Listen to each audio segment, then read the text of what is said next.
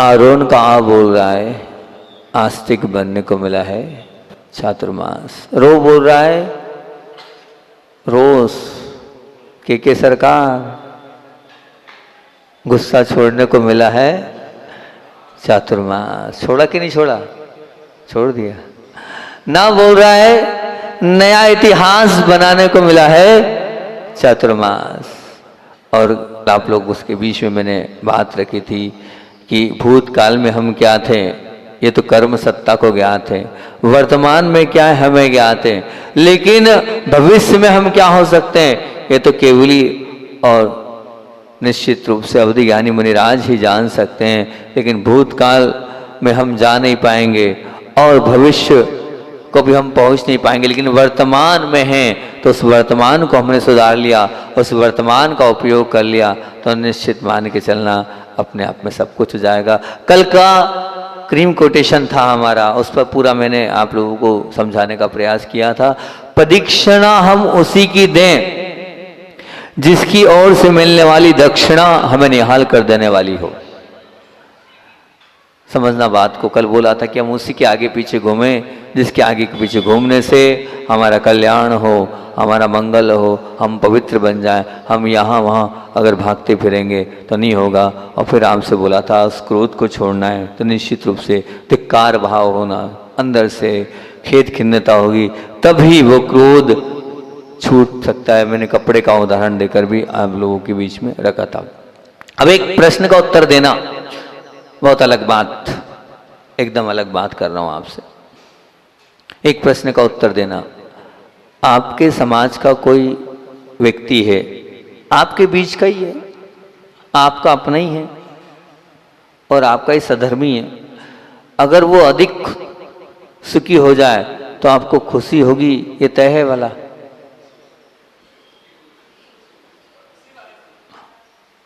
अच्छा, सबसे ज्यादा तेज आवाज तो संजीव भैया की आ रही है। मैंने प्रश्न किया कि आपका अपना कोई, आपकी समाज का कोई व्यक्ति अधिक सुखी हो जाए। अधिक से मेरा समझना तात्पर्य, मैंने अधिक बोला है, ध्यान रखना। अधिक से मतलब क्या है, जितने आप नहीं हो उससे ज्यादा वो सुखी हो जाए। मेरा विशेषण समझना, अधिक सुखी हो जाए। अधिक मतलब जो चीज आपके पास नहीं है और वो चीज उसको मिल गई और वो अधिक सुखी हो जाए, तो संजीव भैया आपने कहा है कि हमें खुशी होगी। सच में अगर अधिक सामने वाला खुश हो रहा है और आप उस अधिक खुशी पर आप खुश हो तो सचमुच में आप तो निश्चित मान के चलना, जरूरी नहीं है आपको ऊपर बैठने की, आप तो वहीं बैठे बैठे पूजा जाओगे, वहीं बैठे बैठे आप में भगवत्ता आ जाएगी। लेकिन होना यही चाहिए कि मुझसे ज्यादा, और मैं तो यहीं कहीं रहा और वो कहाँ पहुंच गया, उसके बाद भी उसकी उस खुशी पर आपके मन में खुशी हो तब। दूसरी बात, उसी तरह अगर मान लीजिए आपका कोई विरोधी है, आपका कोई द्वेषी है, कहीं आपकी अनबन हो गई है, कहीं तू मैं हो गई है, कुछ मामला बिगड़ गया है उससे, और फिर मान लीजिए उसके जीवन में दुख के पहाड़ टूट पड़े, तो आपको उस वक्त मन में गुदगुदी और खुशी हो रही है या नहीं हो रही है? आपका ही है वो, लेकिन द्वेष हो गया ना। अभी वो मामला था कि अभी द्वेष वाला मामला नहीं था, लेकिन वो जैसे थोड़ा बहुत मामला बिगड़ गया है आपका, थोड़ी बहुत हो गई, टीस हो गई उसके साथ, थोड़ा ऐसा लग रहा है कि उसने हमारी बात नहीं सुनी, हमारी कुछ भावनाएं थी उसने पूरी नहीं करी, हमारी अपेक्षाओं पे वो खरा नहीं उतरा, हम जो चाहते थे उसने वो नहीं किया, अब बस वो नहीं किया, अब सामने दिख रहा है कि उसके जीवन में क्या आ गया, उसके जीवन में कोई दुख का पहाड़ टूट पड़ा। अब वो जो दुख का पहाड़ सामने वाले के ऊपर पड़ा है, टूटा है, गिरा है, उस दुख के पहाड़ के समय आपके मन में क्या चलता है? मेरा प्रश्न समझना, बहुत मार्मिक प्रश्न कर रहा हूं मैं आपको। पूजन करना ही धर्म नहीं है, प्रवचन सुनना ही धर्म नहीं है, लेकिन बहुत बारीक बात कर रहा हूं कि वो जो व्यक्ति है, उस व्यक्ति को जब दुख हुआ, पीड़ा हुई, कष्ट हुई, उस समय आपका मन क्या बोलता है बताओ? मैं आपसे पूछना चाहता हूं, उस समय आपके मन में क्या भावना आती? बहुत अच्छा हुआ, निपट गया सामने वाला, बहुत परेशान करता था, बहुत दुखी किया इसने मेरे को, बहुत इसने मेरे लिए रोड़े डाले, बस कर्म ने सजा दे दी, आ गया, गड्ढा खोदा था, अब गिर गड्ढे में, भाव होते कि नहीं ऐसे? संजू भैया आपकी तेज आवाज आ रही थी, होते कि नहीं ऐसे भाव? भैया साधु के भी हो जाते हैं, आप तो छोड़ दो, साधु भी पीछे नहीं हट पाता है, उसके भाव भी हो जाते हैं कि अच्छा रहा, इसने ऐसा किया था, उसको उसका फल मिल गया। अरे उसने किया, उसको फल मिल गया, लेकिन आपने बोलकर और कर्म बांध लिया, आपने अपने और परिणाम खराब कर लिए। और मोस्टली हमारे साथ ये होता है, जो व्यक्ति थोड़ा बहुत भी खराब होता है, उसके साथ जब भी खराब होता है, थोड़ी प्रसन्नता तो हमारे मन में आती है, आती है, निश्चित रूप से आती है। नहीं, बिल्कुल नहीं, निश्चित मान के चलना, यदि कोई कातिल दुश्मन भी हो और उसके पर भी दुख के पहाड़, अगर आपको खुशी नहीं हो रही है तो समझना बहुत बड़ी बात है कि यदि इन दोनों प्रश्नों का उत्तर आप अगर सकारात्मक दे रहे हैं तो बहुत अच्छी बात है। और इन दोनों प्रश्नों का उत्तर आप मान लीजिए ये कह रहे हैं कि नहीं, सामने वाला जब अधिक बढ़ता है, अधिक, मेरा शब्द ध्यान रखना, मैंने अधिक बोला है, ठीक है ना? अधिक का तात्पर्य क्या है? अधिक का तात्पर्य ये, मान लीजिए आप दो दुकानदार है, एक जैसी कपड़े की दुकान है। अब सुनना संजू भैया, आपके आजू बाजू की दुकान है, सामने की दुकान है और आपकी जैसी दुकान है, और आपकी दुकान में 10,000 का बिक रहा हुआ और आपके सब ग्राहक उधर चले गए, उसका 1 लाख का बिक रहा हुआ। अब वो 1 लाख का बिक रहा और आपका 10,000 का बिक रहा, उस समय आपके मन में क्या होता है? आपने ही कहा था कि मुझे खुशी होती है, खुशी होती है, होती है खुशी। अरे यार संजू भैया यार, भगवान नहीं हो तुम यार भैया यार, मैंने घर इसलिए छोड़ा आएगा कि मेरे खुशी नहीं होती थी, मेरे वैराग्य का कारण तो वही है, ठीक है ना? अगर मुझसे पूछो तुम तो, नहीं तो फिर कैसे बोला तुमने? अभी हाल पलट गए ना, पलट गए ना। अरे खुशी तो यही कि हमारे समतुल्य था, जो चीज हमें मिलनी थी वो हमें नहीं मिली, उसको मिल गई। उस समय हमें क्या करना चाहिए? ठीक है भैया, उसका पुण्य था, मिल गया, अपना पुण्य नहीं, लेकिन क्या हुआ? खेद खिन्नता तो होती है। वो खेद खिन्नता क्या है, समझने का प्रयास करना। वो मन के अंदर की पीड़ा क्या है? वो पीड़ा वास्तविकता में, वही मैं आपको समझाना चाह रहा हूँ, हम अपने जीवन में उस खेद खिन्नता को, उस पीड़ा को अपने जीवन में लाते हैं। और जब सामने वाला अगर कोई दुखी होता है, और जब कोई अपना ही कुछ होता, खास करके अपना जो दुश्मन होता है, उसके जीवन में जब दुख के पहाड़ टूटते हैं, तब निश्चित रूप से खुशी होती है हमारे दिन में। तो निश्चित मान के चलना, हम अगर हमारे मन में ये चल रहा है तो हम इंसान के रूप में शैतान का चोला पहने हुए हैं। निश्चित ये कार्य शैतान का होता है, इंसान का नहीं।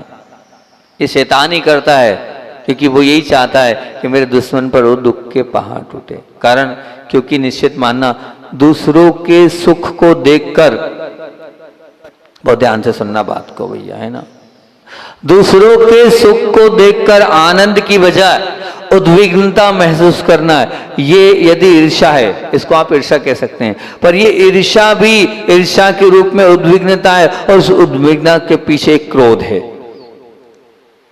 वो जो ईर्ष्या है वो एक उद्विग्नता है, सामने वाला आपसे ज्यादा सुखी हो रहा है, उसका घर बढ़ रहा है, वो ऊंचाइयों की ओर जा रहा है, उसकी दुकान ज्यादा चल रही है, उसको कुछ ना कुछ और मिलता जा रहा है, वो और अपडेट और प्रोग्रेस होता जा रहा है। अब उस समय वो एक ईर्ष्या है, वो ईर्ष्या एक उद्विग्नता है। उस ईर्ष्या, उस उद्विग्नता के पीछे निश्चित रूप से क्रोध है। वो एक प्रकार का क्रोध ही है, वो एक प्रकार की कषाय है। क्रोध, मान, माया, लोभ। एक बात ध्यान रखना, जब जब भी वो ईर्ष्या करोगे, वो गुस्से की ही ईर्ष्या है। वो काहे की ईर्ष्या है? वो गुस्से की ही ईर्ष्या है, तो इसको क्रोध ही कह सकते हैं। दूसरों के दुख की व्यथा, दूसरों के दुखों पर हमें व्यथा की बजाय आनंद महसूस अगर हम कर रहे हैं, तो ये तो क्रूरता है, क्रूरता, महाक्रूरता है। अरे उसके जीवन में दुख बरस रहे हैं, दुख के पहाड़ टूट रहे हैं, और आप प्रसन्न हो रहे हो, ये क्रूरता नहीं है? बताओ, ये क्रूरता, ये इंसानियत है क्या? अरे ये तो हैवानियत है भैया। अगर उस पे टूट पड़ा तो टूट पड़ा, लेकिन अगर उस समय आप अगर इस प्रकार की क्रूरता कर रहे हो, इस क्रूरता के पीछे क्या है? क्रोध। इस क्रूरता की जड़ में क्या है? क्रोध। वो क्रोध कर बैठे हो आप उस पे, इसलिए वो क्रोध के कारण आपके अंदर वो क्रूरता भरी हुई है, और उसके पीछे आप ये, मैंने गुस्सा कहाँ किया महाराज, मैं गुस्सा क्या कर रहा हूं? अरे ये गुस्सा ही तो है, मैंने कुछ थोड़ी बोला, मैं तो एक शब्द नहीं बोल रहा हूं। आपने एक शब्द नहीं बोला, लेकिन सब कुछ तो कर लिया, दूसरे के दुख में व्यथा की वजह आपने ये प्रसन्नता करी है, ये क्रूरता है, और ये क्रूरता के पीछे उसका बीज जाएंगे तो क्रोध है। वो क्रोध था तभी क्रूरता आई, और क्रूरता आई तभी आपने उसके सामने वाले के दुख पर अपने आप को प्रसन्नता महसूस करी। और ये होता है, ये होता आया है, और हम ऐसा करते हैं नहीं। बस हम क्रोध इतना ही मान रहे हैं, क्रोध की विवक्षा हम नहीं मानते कि हमने तेज चिल्ला दिया वो क्रोध हो गया। जैसे कल आपने समझा था वही क्रोध, उतना ही क्रोध नहीं था, वो क्रोध नहीं, ये भी क्रोध है। इसको भी क्रोध मानना। जब भी हमारा कोई भी अनबन वाला व्यक्ति है, उसके जीवन में कुछ कष्ट पीड़ा दुख का पहाड़ टूट पड़ा है और मन में थोड़ी भी प्रसन्नता आ गई, तो मान के चलना एक प्रकार की उद्विग्नता, एक प्रकार का ये हमारे जीवन में क्रोध ही। इसलिए जहाँ चित्त में ईर्ष्याग्रस्त हो और जहाँ पर ये क्रूरता व्याप्त हो, इंसानियत जीवन से निकल जाती है, निश्चित मान के चलना। तो हमें अगर मान लीजिए वास्तविकता में इंसानियत रखना है, तो क्रोध अपने जीवन से निकालना है, तो बस हमारे मन में इन दोनों परिस्थितियों में बहुत परीक्षा की आवश्यकता होगी। जब इन दोनों परिस्थितियों में अपने आप को संभाल पाएंगे और अपने आप को, अपने परिणामों को संभाल पाएंगे। क्योंकि ये निश्चित है कि जब परिस्थिति सामने आती है तो मन जो है वो क्या होता है, वो इस प्रकार के कार्य को कर ही बैठता है, कर ही बैठता है। कितना ही सुन लो, कितना ही प्रवचन सुन लो, कितना ही धर्म ध्यान कर लो, लेकिन उस परिस्थिति में आते ही मन में खेद खिन्नता तो हो ही जाती है। ये निश्चित मान के चलना होता ही है। ये पूज्य आचार्य भगवान के सामने किसी ने गुरुदेव के साथ गलत किया, और मैंने देखा है, ये इतिहास गवाह है, जिसने गुरुदेव के साथ गलत किया है उसका तो अपने आप ही सत्यानाश हुआ है। उसका तो सही कह रहा हूं, ऐसी स्थिति परिस्थिति बिगड़ती है कि ना जाने क्यों उसका क्या होता है। और बस हम महाराज जी लोग बैठे थे, मैं प्रकरण नहीं बताऊंगा, मैं नाम नहीं बताऊंगा, बस मैं तो आपको अपना मेरा विषय खोलकर बता रहा हूं। तो अब जब वो बात सबको पता थी कि इन्होंने आचार्य के साथ ठीक नहीं किया, ये इन्होंने गुरुदेव को धोखा दिया, हम लोग सब लोग जानते थे, संघ में शावक लोग भी जानते थे। अब उसी व्यक्ति के साथ जब बुरा हुआ तब ये चर्चा चली, देखो आचार्य उसका फल उसको मिल गया। तब आचार्य ने कहा, अरे क्या कर रहे हो तुम, ये वो तो अपने कर्म को भोग रहा है, लेकिन तुम क्यों कर्म मान रहे हो, तुम क्यों सोच रहे हो कि उसको अच्छा मिला, अच्छा मिला। ये अच्छा करके तुमने कितना कर्म मान लिया, विचार करो। अरे तुम्हें तो दुआएं प्रेषित देनी चाहिए, तुम्हारे मन से तो निकलना चाहिए कि भैया तीव्र कर्म का उदय था, उसको सामर्थ्य दे भगवान, इतनी शक्ति दे भगवान कि सब कुछ ठीक हो जाए, और तुम लगे हो, वो तो पाप कर रहा है, तुम भी और साथ में पाप कमा रहे हो। क्या गुरुदेव, विचार करना, क्या चिंतन था। और मैं होता, सच में मैं होता तो मैं कहता मिल गया और गड्ढा खोद, गिर गड्ढे में। अब जो गड्ढा खोदता है उसके वही गड्ढे में गिरता है। मेरे लिए गड्ढा खोदा था ना, आ गई इस वक्त। लेकिन गुरुदेव तो उसके प्रति आशीर्वाद की भावनाएं प्रेषित कर रहे हैं, सद्भावनाएं की भावनाएं प्रेषित कर रहे हैं। मैं सच कह रहा हूं, मैं प्रकरण बताऊंगा, नाम बताऊंगा, मैं बताना नहीं चाहता हूं क्योंकि वो सब पूरी दुनिया सुनती है किसी के नाम के विषय में। आप भी कहते कि मैं होता तो निश्चित रूप से उस व्यक्ति के विषय में सोचता, अच्छा फल मिला और अच्छी दुर्गति हो रही है उसकी, अच्छा किया, अच्छा निपटा, उसने गलत किया। लेकिन हमारे गुरुदेव की भावनाएं देखो कैसी थी। उन लोगों ने, हम महाराज लोगों को डांट दिया, हम महाराजियों से कह दिया नहीं ये तुम लोग गलत कर रहे हो, ऐसा नहीं करना चाहिए, ऐसी भावनाएं प्रेषित नहीं करना चाहिए, दुर्भावनाएं, ये आर्ध ध्यान है। आचार्य ने इसको बोला था, ये रोध ध्यान है। आज रोज ध्यान कर रहे हो तुम लोग, ये आज रोज ध्यान करने वाला कहाँ जाएगा, क्यों आज रोज ध्यान कर रहे हो, वो तो उसका कर्म का फल भोगेगा ही भोगेगा, लेकिन तुम क्यों कर्म बांधते हो। तो निश्चित रूप से, और फिर गुरुदेव ने यही बात बोली थी, ये तुम्हारा अंदर क्रोध बैठा हुआ है उसके प्रति, इस क्रोध के कारण तुम इस प्रकार की दुर्भावनाएं व्यक्त कर रहे हो, नहीं होना चाहिए। निश्चित मानना कि मात्र गुस्सा ही क्रोध नहीं है, लेकिन दूसरों के प्रति अगर दुर्भावनाएं हमारी हो रही है, कब इन दो परिस्थितियों में दुर्भावनाएं होती है, जब कोई अधिक हमसे बढ़ जाता है तब, और कोई हमारा वो दुश्मन होता है तब तब निश्चित रूप से हमारे चित्त ईर्ष्या से ग्रस्त हो ही जाता है, क्रूरता से व्याप्त हो ही जाता है, तो वो हमारे अंदर के परिणामों को खराब कर ही देता है। अपने आप को बहुत संभालना मुश्किल होता है। उस समय हम संभालेंगे तो अपने परिणामों को अच्छा बना लेंगे। आज नियम ले लो, इतनी बात कमिटमेंट कर लो। क्या कमिटमेंट कर लो? महाराज जी चाहे कुछ भी हो जाए, चाहे कुछ भी हो जाए, मेरा जो जो प्रतिद्वंदी है, मेरे जो भी और दूसरे हैं, वो अगर आगे बढ़ेंगे तो मुझे खुशी होगी, और उनके जीवन में दुख आएगा तो मैं सद्भावनाएं प्रेषित करूंगा। मैं उनके लिए हमेशा यही करूंगा। उन्होंने कितने गड्ढे बोए किए मेरे लिए, कितने कष्ट मेरे जीवन में दिए, चाहे जो किया हो, लेकिन मेरे मन से क्या पवित्र भावनाएं निकलेगी कि उनका कल्याण हो, उनका मंगल हो, उनके अंदर सामर्थ्य हो, प्राप्त हो, ताकि वो अपने विघ्न बाधाएं और उन पीड़ाओं को वो सहन कर सकें। यही सच्चा धर्म ध्यान है। तभी आप अपने जीवन से क्रोध को निकाल लोगे। तो क्रोध पर एक बात और कह रहा हूं, क्योंकि आप स्वयं क्रोध से बच सकते हैं, परिणाम अगर निर्मल रहे तो बच सकते हैं। जैसे मान लीजिए आग कहीं भी लगे, आग कहीं भी लगे, तो आग कहीं भी लगे तो क्या होता है?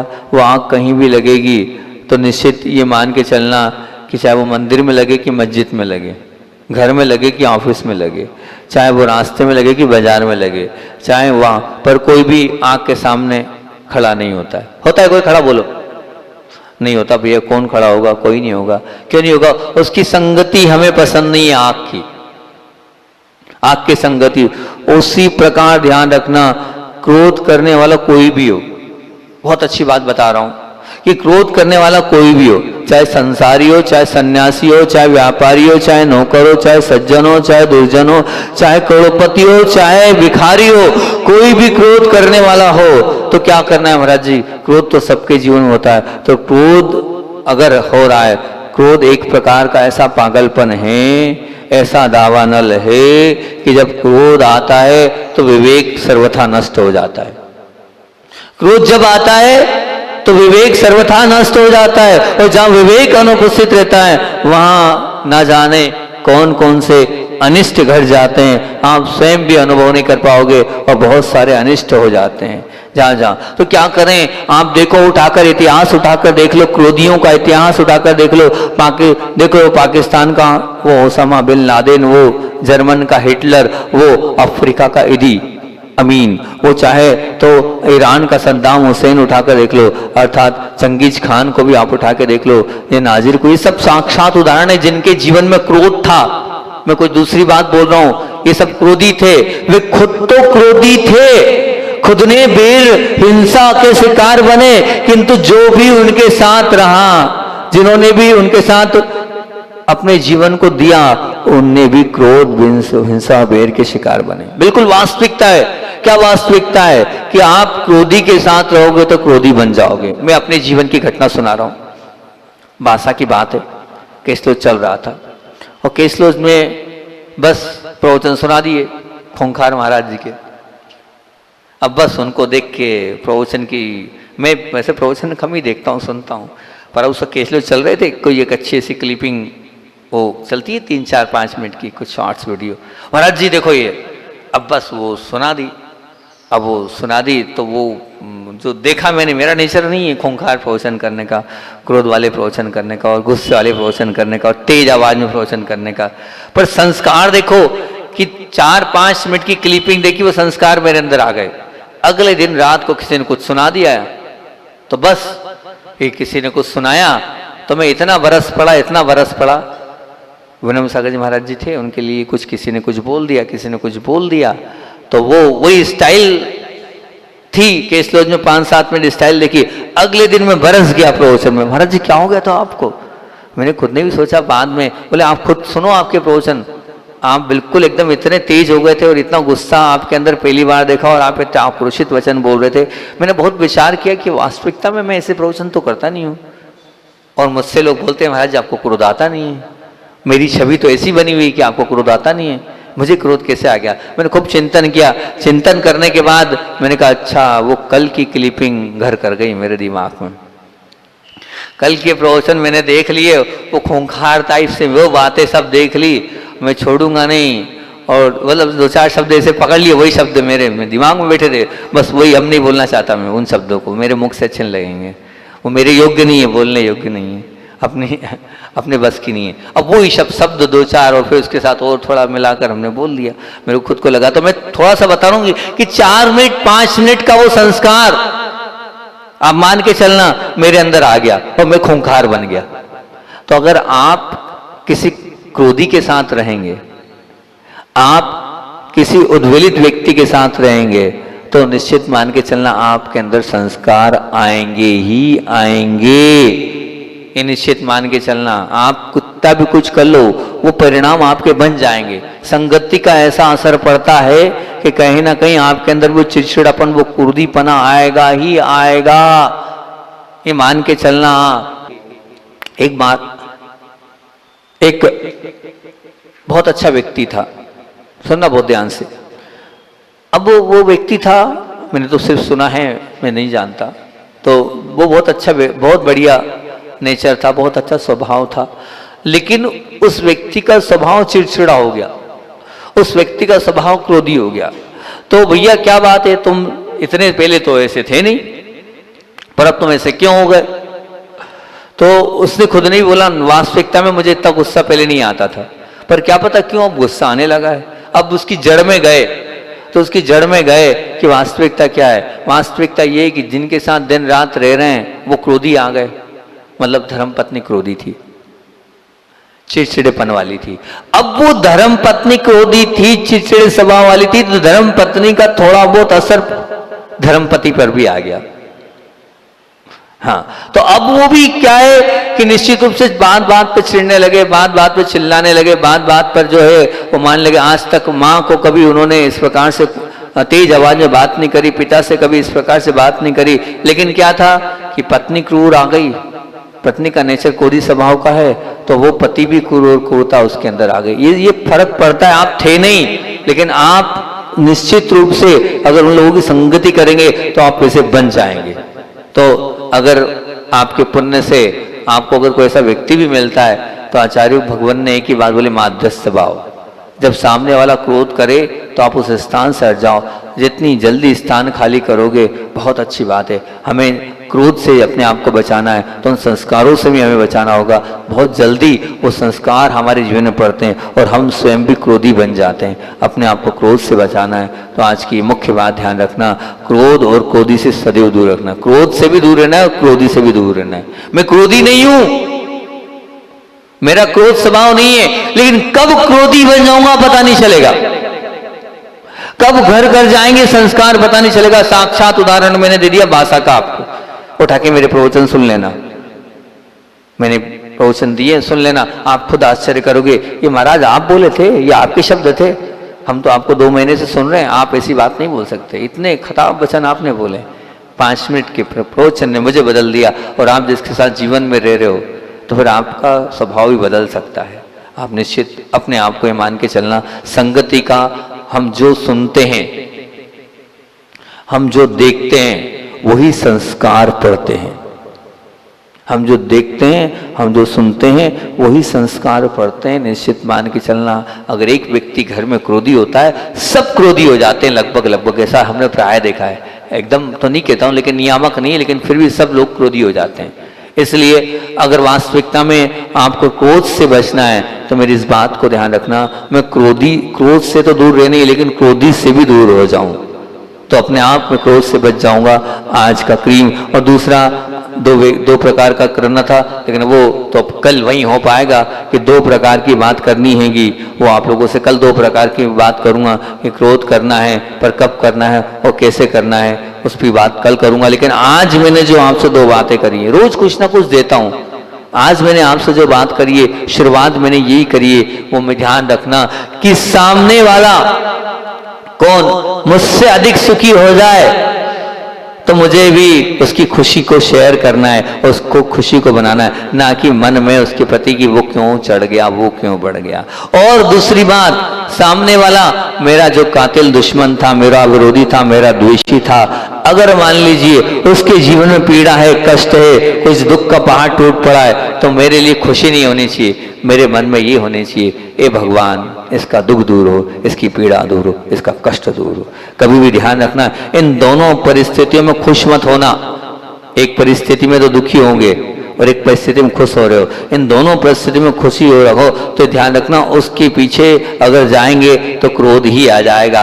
आप उसमें उद्विग्नता लाओगे, वो ईर्ष्या लाओगे, वो क्रोध की बात है। और आप अगर सामने वाले के दुख पर आप खुश हो रहे हो तो क्रूरता है, और क्रूरता के पीछे क्रोध है। नहीं, इस क्रोध को हमें नहीं करना है, पहली बात। और दूसरी बात जो महत्वपूर्ण आपसे मैंने बोली है उसको विशेष ध्यान रखना है। क्या बोला? मुझे क्रोधी के पास रहना नहीं, मुझे क्रोधी से दूर रहना है।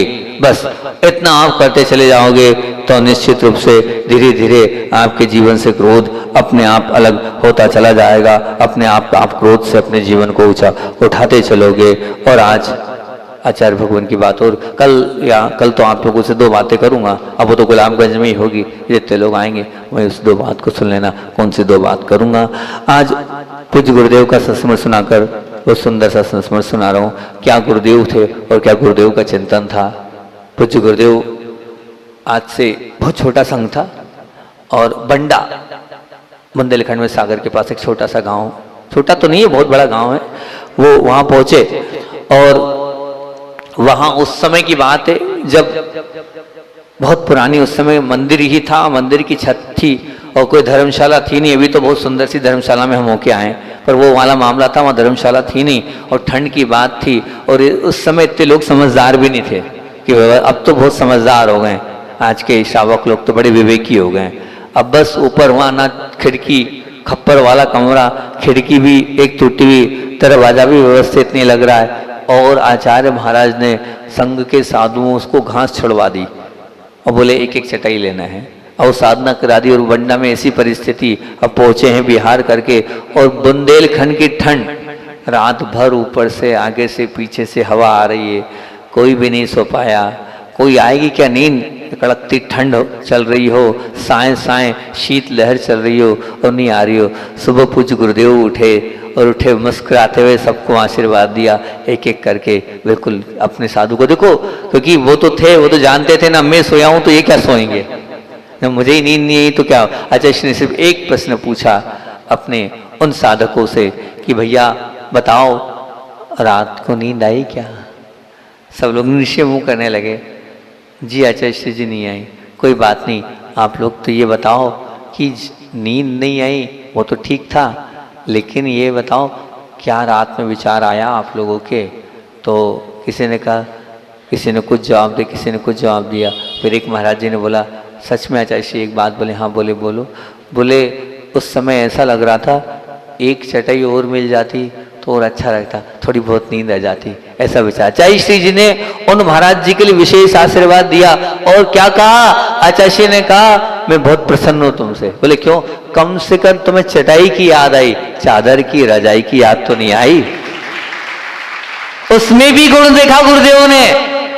क्या देखा? कि तुम्हें चटाई की याद आई, रजाई की याद तो नहीं आई कि भैया चादर ओढ़ लूं मैं, रजाई ओढ़ लूं मैं। बस बोले इसी त्याग को अपने बरकरार रखना, जो हमने त्याग किया है उसको कभी याद नहीं करना। ऐसे पूज्य गुरुदेव थे जो हमेशा त्याग, तपस्या और अंतरंग के परिणामों की निर्मलता के लिए आगे बढ़ाते जाते थे। बोलिए आचार्य वन विद्यासागर जी महामुनि राज की जय।